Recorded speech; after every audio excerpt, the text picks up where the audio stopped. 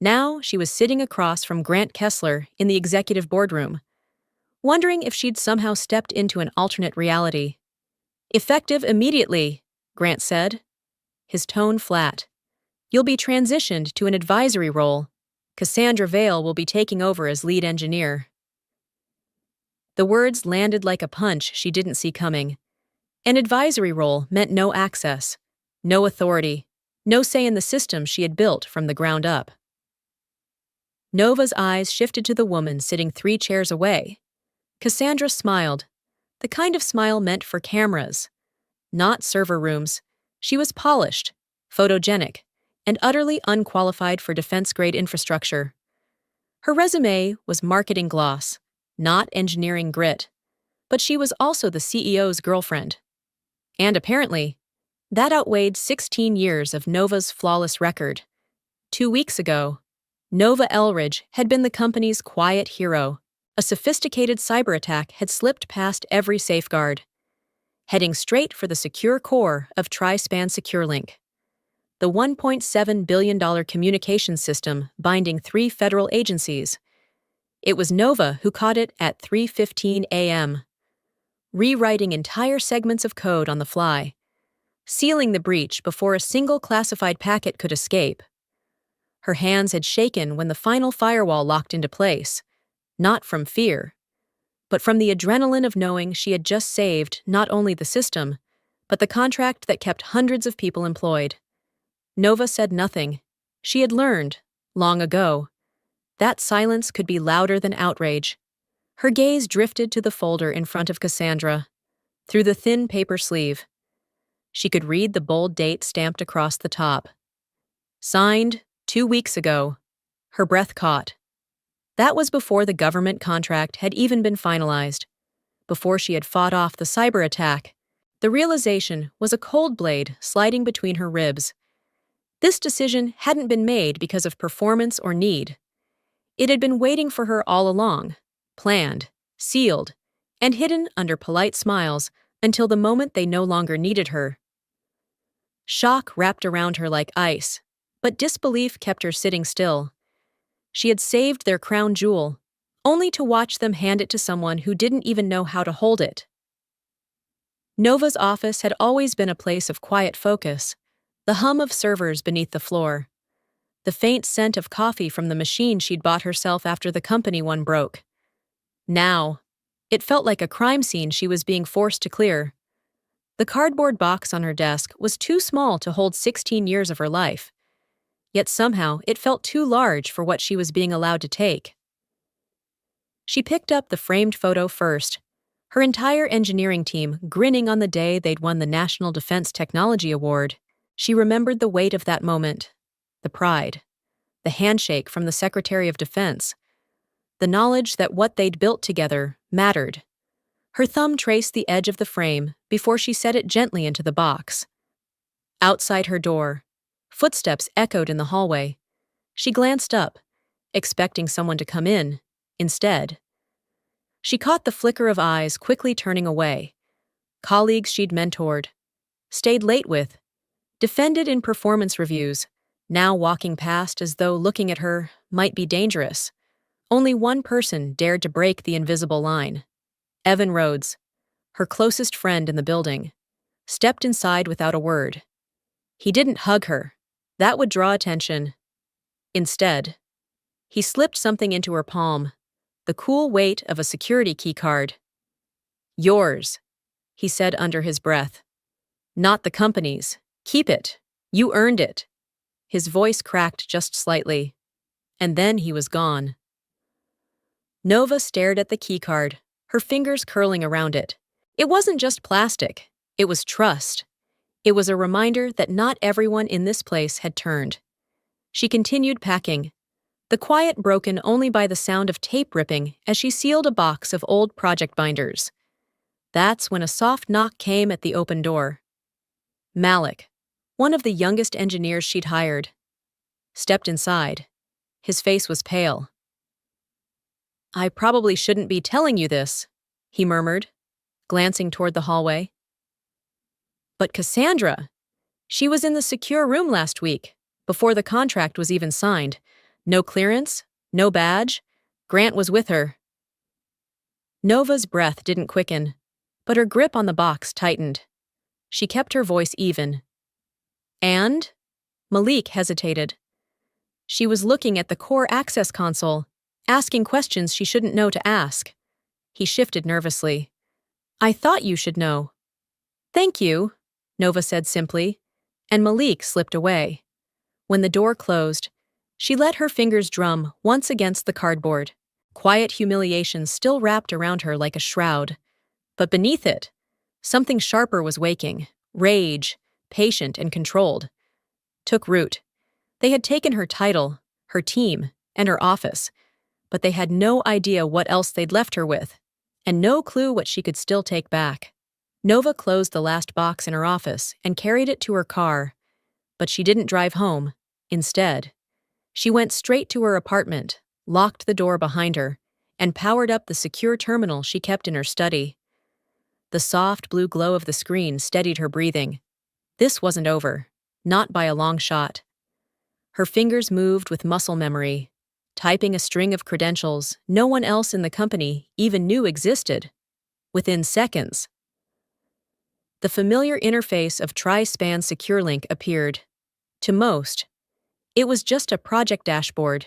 To Nova, it was also the gateway to something she had built in secret. A shadow layer hidden deep in the architecture. She remembered exactly when it began. 3 years ago, during an unannounced security audit, she discovered how dangerously close an external penetration test had come to bypassing the final firewall. The company passed, but the margin was too thin for her comfort. That night, she stayed in the lab until sunrise, sketching a solution no one had asked for, but she knew they needed. She called it the distribution control layer. It was invisible to standard monitoring tools and accessible only through her personal credentials, tied to a biometric scan that required renewal every 90 days. Without that renewal, the layer would automatically shift the system into a protective lockdown, secure, intact, but functionally frozen. Her late father's voice came back to her as clearly as if he were leaning over her shoulder. Never build without a way to take it back. He'd been an engineer too, the kind who didn't trust anything without a backup plan. Not in machines, not in people. Over the years, the control layer had quietly renewed itself each quarter when she performed the scan. No one questioned it because no one knew it existed. Grant Kessler and the board certainly didn't. It had been her personal insurance policy, tucked away like a loaded ace. Now, as she scanned through the system logs, her lips curved in the faintest trace of a smile. The layer was still active. Her last biometric confirmation had been just 6 weeks ago, which meant it would run smoothly for another 42 days, unless she chose otherwise. And she could choose otherwise. To them, she was a discarded employee with no access. To the system, she was still the architect, the only person whose heartbeat and fingerprint could keep it alive. That kind of leverage wasn't noise. It was silence with teeth. Nova logged out, leaning back in her chair. She didn't slam doors or throw punches. That wasn't her style. Controlled defiance meant waiting, watching, letting the rope unspool until the right moment to pull. They thought they'd stripped her of power. In reality, they'd just handed her the perfect position to decide exactly when their world would stop turning. Nova was halfway through a late lunch when her phone lit up with a name she hadn't seen in over a year. Daniel Shaw, Department of Defense, Cybersecurity Division. She wiped her hands, took a breath, and answered. Nova. His voice was low, urgent. I don't have much time. You need to know something about Cassandra Vale. Her fork stilled over the plate. Go on. She's been investigated before. Industrial espionage, Stratavance systems. The name hit like static in her ears. Stratavance, the company that had fought tooth and nail for the same $1.7 billion contract and lost it to Tri-Span just weeks ago. Daniel continued. We couldn't make anything stick back then. She covered her tracks, but her patterns, they're familiar. Too familiar. Nova didn't respond right away. The smart move here wasn't outrage, it was leverage. "Why are you telling me this now?" she asked. "Because," Daniel said. "The moment I heard she'd replaced you, I ran the timeline. And there's something else. She met with Grant Kessler the exact week Stradivance lost that contract." Nova's pulse slowed. A strange calm settling in. Pieces were shifting into place. Cassandra hadn't just appeared out of nowhere. She'd been positioned. She glanced at the secure terminal in the corner of her study, still powered down from the morning. "Daniel," she said quietly, "I can't give you accusations, but I can give you activity logs, things she's tried to access, times she's been somewhere she shouldn't be." "You'd be doing us both a favor," he replied. An hour later, Nova sent him a compressed file of system logs, pulled from the hidden monitoring she'd left running in the background. Each entry showed failed access attempts, unusual queries, and timestamps that lined up with the week before she was replaced. She didn't add commentary. She didn't have to. Within minutes, Daniel texted back, "Got it! We'll keep this discreet." And Nova, "Good move." Nova leaned back in her chair, letting the quiet fill the room. She didn't have to storm into an office or shout into a phone. This was cleaner, a silent push that would ripple outward. If the government started watching Cassandra, every step she took would weigh heavier, every mistake harder to bury. She closed her laptop and looked toward the window. The city outside moved on, as if nothing had changed. But Nova knew better. Somewhere, the first domino had just been tipped. Growing suspicion wasn't about doubt anymore. It was about certainty taking shape, and the slow, deliberate patience of someone who knew exactly how to let the truth reveal itself. The apartment was quiet, except for the faint hum of Nova's secure workstation powering up. She slid into the chair, her movements precise, deliberate. No rush. No wasted motion. The login sequence recognized her instantly, an unbroken chain of authentication protocols she had designed herself. When the tri-span control interface finally loaded, the first thing she saw was the timer. 42 hours. 16 minutes. 9 seconds until the next biometric confirmation was required. She leaned back, eyes narrowing slightly. The distribution control layer was working exactly as intended, without her fingerprint and retinal scan. The system would move into protective lockdown, freezing every operational node. It wouldn't crash. It wouldn't destroy data. It would simply stop, an immovable object in the middle of a billion-dollar highway. Her gaze drifted to the far corner of the desk, where a chipped ceramic coffee mug sat, stained from years of use. The mug read, "Lab rats do it better," a gag gift from her very first engineering team. She'd been 26, fresh out of a defense contract internship, and already running circles around veterans twice her age. That team had stayed late with her on nights when deadlines loomed, and it had been those nights, over cold coffee and greasy takeout, that had built the foundation of tri-span systems. She wrapped her hands around the mug now, grounding herself in the memory. This wasn't just about a job or a title. It was about the work, the people who'd trusted her, and the architecture she had poured herself into. A flicker on the screen pulled her back. She opened the latest system activity logs, scanning for anomalies. One entry made her pause. User: Cassandra Vale. Attempted firmware update. Status: blocked. Nova's lips pressed into a thin line. The control layer had done its job, automatically rejecting any update attempt without her cryptographic key. But the fact that Cassandra was trying to push firmware changes, less than a week into her lead engineer role, told Nova two things. First, Cassandra was out of her depth. Second, someone was feeding her instructions. She highlighted the log and encrypted a copy for her personal archive. It was one more card in the growing hand she planned to play. The timer on the dashboard ticked down by a few seconds. Nova didn't feel anxious. She felt steady, coiled like a spring.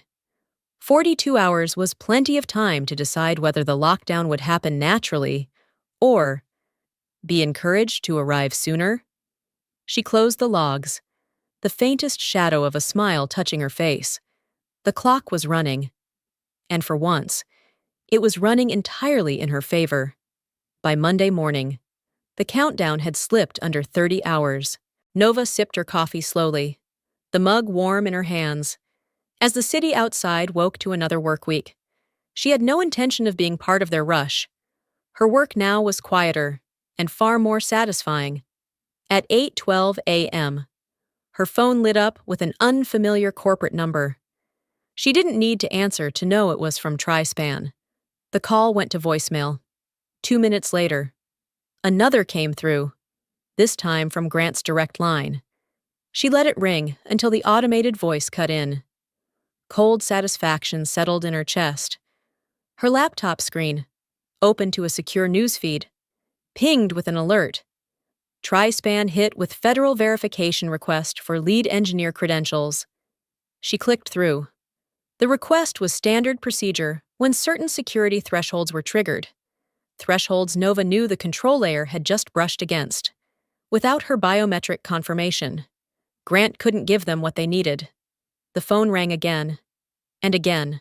The third time, she picked it up, not to answer, but to watch the call ID blink.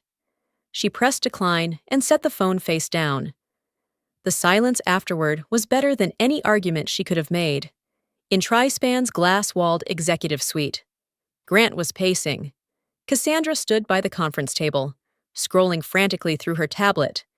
"They need the biometric signature," Grant said sharply. "Yours won't work." "I can use Nova's," Cassandra replied, lifting a file from her tablet. The image of Nova's signature, scanned from an old project approval form, glowed on the screen. She transferred it to the verification portal with a smug look. Seconds later, the system flashed red. "Forgery detected. Access denied." Grant's jaw clenched. "Where did you get that?" "It doesn't matter," Cassandra snapped, though her voice trembled. "We just need another—" "It matters," he cut in, "because now they know we tried to fake it." Nova, miles away, leaned back in her chair and exhaled through her nose. Not a laugh, not quite a smile, but something colder.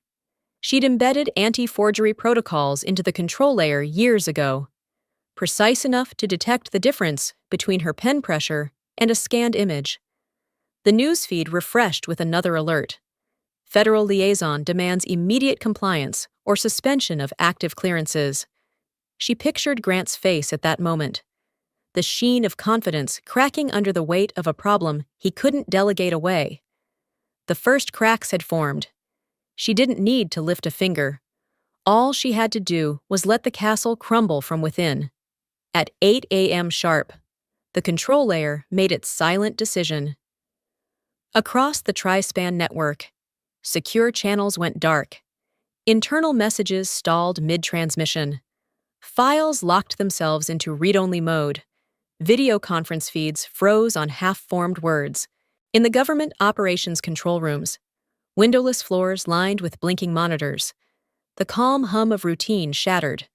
Alarms blared. Red banners crawled across every screen. Communications suspended. Security authorization required. Technicians swiveled in their chairs, barking status updates over the noise. "We've lost live relay to command," one called out.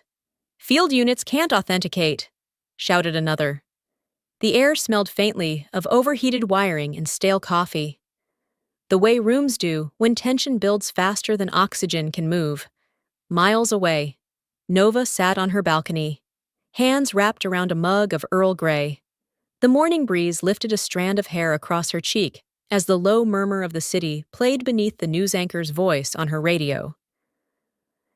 Breaking developments in the TriSpan communications network. Sources confirm a widespread suspension of secure channels between 3 federal agencies.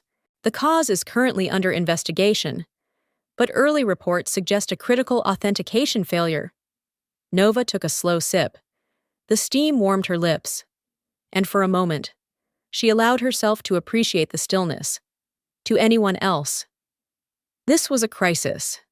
To her, it was a perfectly timed shift in the balance of power. Back at Trispan headquarters, Grant's voice carried through the glass walls of the executive floor. "Get them back online, now!" He barked into his headset. Cassandra hovered beside him, pale and tight-lipped. "Tell them we're handling it," she urged, her eyes darting to the cluster of executives whispering near the elevators. The conference line crackled. A stern voice from the Department of Homeland Security cut through. "Until we have clarity, all work under the Trispan contract is suspended. We have reason to believe an internal actor may be involved." Grant's face drained of color. "Internal actor? That's absurd." "Then you won't mind cooperating fully with the investigation," the voice replied, and the line went dead. Nova leaned back in her chair, watching a pigeon settle on the balcony railing. She didn't smile, didn't gloat. This wasn't victory yet. It was the first real fissure in their facade. Controlled chaos meant letting events unfold just enough to push her enemies off balance, without revealing the hand that set it all in motion. She poured the rest of her tea into the garden planter and stood, the radio still murmuring about security protocols and contract suspensions. The world thought Trispan had a technical problem. She knew better. The system wasn't broken. It was simply waiting. For her. The Department of Homeland Security's suspension order still echoed in Trispan's conference room when a new email pinged into Grant Kessler's inbox. It came from Martin Hale, a mid-level compliance manager who normally avoided direct contact with the CEO. The subject line was simple: Contract Clause, Security Lead Replacement. Grant clicked it open. Attached was a PDF, a scanned page from the original government contract, dated 3 years earlier. The language was brutal in its precision. In the event that the lead systems engineer is replaced by an individual not meeting the government's minimum security and technical clearance standards, all active contracts shall be deemed null and void without compensation. Below, it was his own signature, crisp and clear. The room seemed to tilt slightly. "Where did you get this?" he demanded into the speakerphone. Martin's voice was almost apologetic. "From our records, you signed it yourself during the security compliance audit 3 years ago." But Grant's mind was already spinning back to that audit. He remembered the week. He'd been out of town, stuck in back-to-back investor meetings. He hadn't attended the final review. Someone else had handled it. His gaze slid sideways to Cassandra. She shifted in her seat, eyes fixed on the table. "You were there," he said slowly. "I was assisting," she replied, too quickly. "You signed for me." "It was a formality," Cassandra said, her tone brittle. Grant leaned forward. "You signed my name on a document that voids a $1.7 billion contract if you don't meet security clearance, and you don't." Her silence was answer enough. Across the city, Nova was at her kitchen counter, scrolling through her own copy of the clause. She'd drafted the language herself, anticipating the day when someone might try to slide an unqualified replacement into her role. It had taken weeks of back and forth with government counsel, but in the end, she'd secured it, hidden in plain sight, buried on page 47 of the contract. It was ruthless foresight, not luck, that made this moment possible. On her phone, a news alert appeared. Federal review of Trispan contract uncovers compliance breach. Voiding procedures under consideration. Nova read the headline twice, then set the phone down. The dominoes were falling exactly where she had placed them, back at Trispan. Martin added the final blow. "I thought you should be aware. Grant, DHS already has a copy of this page. They've flagged it as a non-negotiable breach." Grant stared at Cassandra. the truth crystallizing in his mind. The chaos outside was nothing compared to the implosion that had just begun inside. For Nova, there was no gloating, no celebration, only the clean, sharp satisfaction of a move made years in advance finally delivering its inevitable result. At 9 a.m., the first notice hit Trispan's secure inbox. The Department of Homeland Security formally terminated their contract, citing non-compliance with security clearance requirements. By 9:02, the Department of Defense followed. Their message, colder, effective immediately. All Trispan system access is revoked. All personnel credentials have been deleted from our network. At 9:04, the final blow came from the Federal Communications Authority. A single sentence ended the last of the $1.7 billion deal. We are exercising our contractual right to withdraw in full without compensation. In the executive suite, Grant's phone buzzed without pause. Cassandra stood rigid beside him, staring at the wall as though she could will it to open and swallow her whole. Department representatives were no longer taking his calls. The castle wasn't just cracking now, it was caving in. Across the city, Nova sat at her kitchen table, laptop closed, tea still warm in her mug. Her phone buzzed once. The sender was a name she hadn't seen in months. Evan Rhodes. It's done. 2 words, no punctuation. She read them twice, her breath settling into a long, even exhale. The knot that had been sitting in her chest since that boardroom meeting began to loosen. Just slightly, the radio on her counter switched to breaking news. Trispan Technologies faces full-scale contract collapse this morning, after all 3 federal agencies withdrew from their agreements within minutes of each other.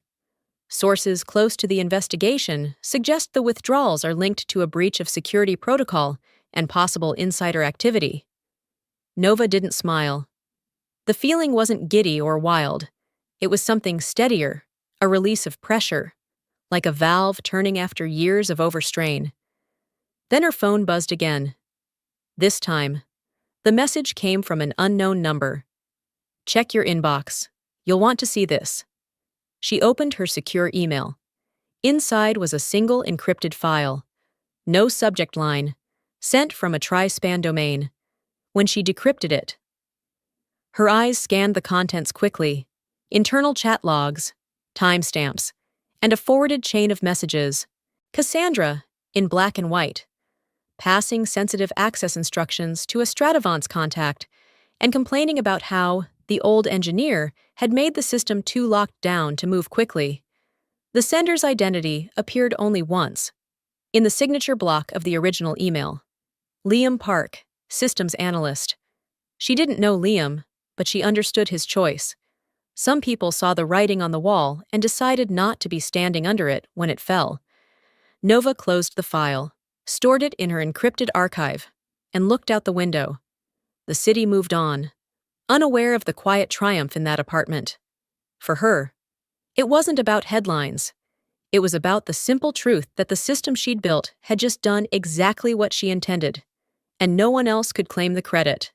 3 months later, the air in the conference room felt entirely different.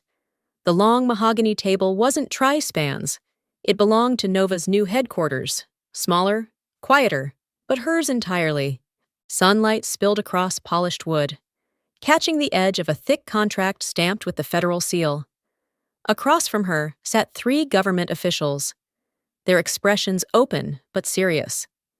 The lead representative adjusted his glasses, slid the final page forward, and handed her a pen. As of today, he said, we're officially awarding this contract to your firm. Nova glanced down at the document.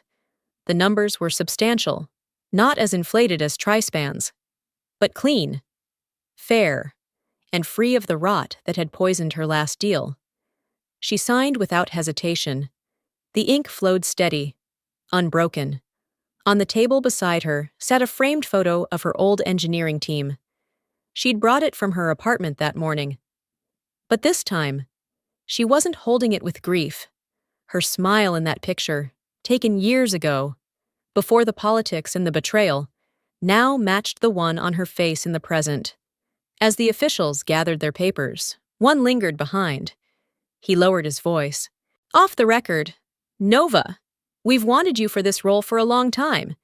We just had to wait for Kessler to take himself out of the equation. Cleaner that way. Nova met his gaze. There was no need to answer. The truth was already understood between them. Later, alone in her office, she walked to the window and looked out over the city. It was the same skyline she'd seen from Trispan's top floor. But it no longer felt like someone else's view. Every decision here was hers. Every win would be hers too. Her phone buzzed with a message from Evan. Proud of you. She typed back a simple, thank you, knowing he'd understand the weight behind it. A knock at the door brought in her assistant with the first agenda for the new project kickoff. Nova scanned it quickly, then set it aside. Let's get to work, she said. In the quiet that followed, she picked up the pen again, tapped it against the signed contract, and murmured the same words she'd spoken the first day she was asked if she could secure the system. You already know the answer. Sometimes justice doesn't arrive with noise. It comes quietly, in your own time, on your own terms. Nova's story is a reminder that integrity, patience, and preparation can outlast ego, betrayal, and greed. If this story struck a chord with you, I'd love to hear your thoughts. Drop a comment with your perspective. Hit the like button if you believe in standing your ground. Share this with someone who needs to hear it today. And don't forget to subscribe for more stories of resilience, revenge, and redemption.